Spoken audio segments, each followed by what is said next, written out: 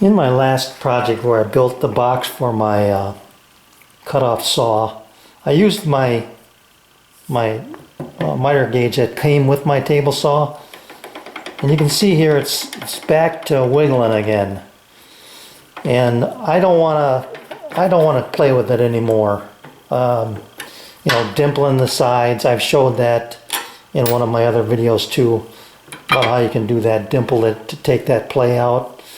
So a while back I bought these miter gauge bars from Incra. They have these adjusters here to take up all the slack, so that's absolutely perfect. And so I took this apart. I thought this was threaded, but it's not. It's a tapered pin. But as I'm turning it, I eventually got it out. And then this one back here, the pin for the locking knob. Even though this is made in Canada, this is not metric. This was 5/16 18 thread, which I was happy to see. So I took this miter gauge bar, laid it on top of this one. I used my magnet here to hold them together. And because of these adjustable cams in this, it's slightly off center. Everything is pushed to this side, but that's okay. As long as these are lined up, I'm sure I would be fine, and I am. So anyway, I used my transfer punches, transferred these two locations, drilled the holes, and then instead of making this just a 5/16 hole and using that tapered pin again, which is, where to go? Here it is. I didn't really want to do that because there's some slop there too. So what I decided to do was just take a 5/16 bolt, thread the hole, and yeah, I still got this slop, but what I'm going to do is wrap it with a piece of aluminum tape. One wrap, I think that'll be plenty, and if it's too much, I may have to go to plan B, but that's where I'm at right now. So I'm going to put this back in here. I want to wrap it first and see how it's going to work. And this is the back one. By the way, I'm going to, when I get this all figured out, I'm going to put some Loctite on these. But look at here. I mean, that is just absolutely perfect and solid. And this mounts on here just great. And I think that it probably would be fine if I locked it down, but I haven't even tried that. And then here's the other thing. I'm going to lose my ability to use this pointer, but I can't even think of the last time I used that to set my miter gauge.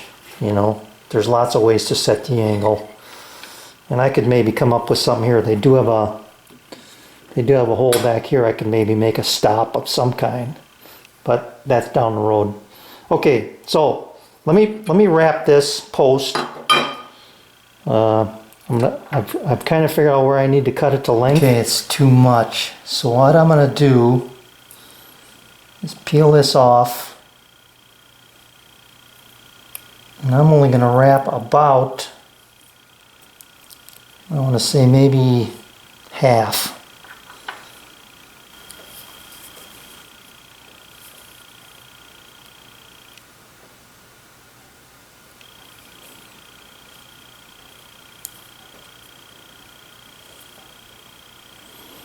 Okay, that went a little more than half, but that's all right.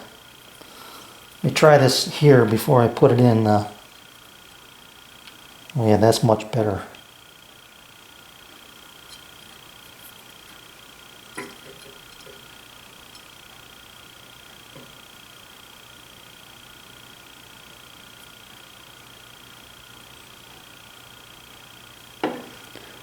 That's much better. You get a little wiggle there, but not as much as before.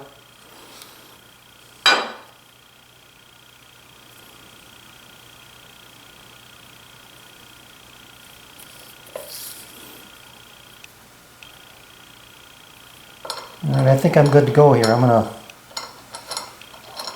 we'll give it a trial run, I guess.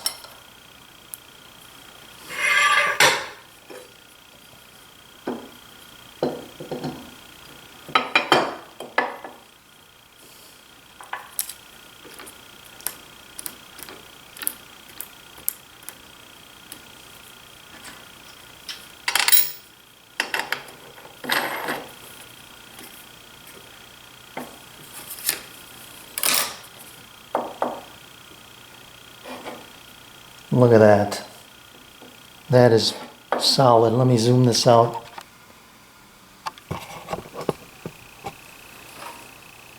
Solid. Now I got a little movement this way, but I can deal with that, I think. I wonder if that's what's causing it right there.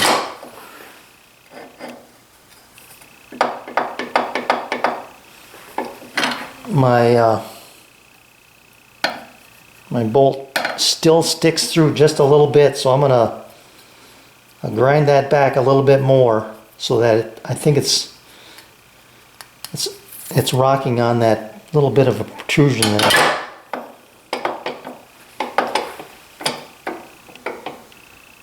That'd be enough. All right, let me do that. I'll take this out, polish it back a little bit more. Yep, that's good. That did it.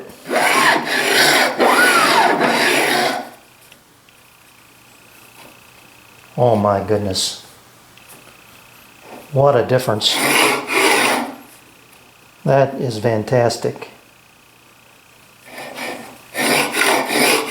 Beautiful. Now I can use this with a lot more confidence. Get it set up at 90.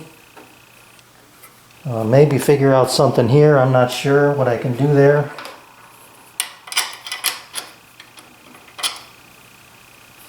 And then I've got these two bolts that I can use T-nuts and put my extrusion across the front of this. And that is going to be a good, not good, that's going to be a great right side miter gauge. I've got my Osborne for the left and this one for the right. Perfect. Love it. All right, thanks for watching. Just to mention this again, Incra makes these, and if you're experiencing the same problem I am, don't be afraid to. There's another reason to Loctite that in there. Don't be afraid to line up your holes, your pivot point and your locking stud. Drop through some transfer punches. It wasn't that hard. I'm not a great metal worker, but it wasn't that hard. Drill those two holes, tapped them, and this whole thing took about probably 30 minutes. And the results are going to be a lifetime. So, thanks for watching.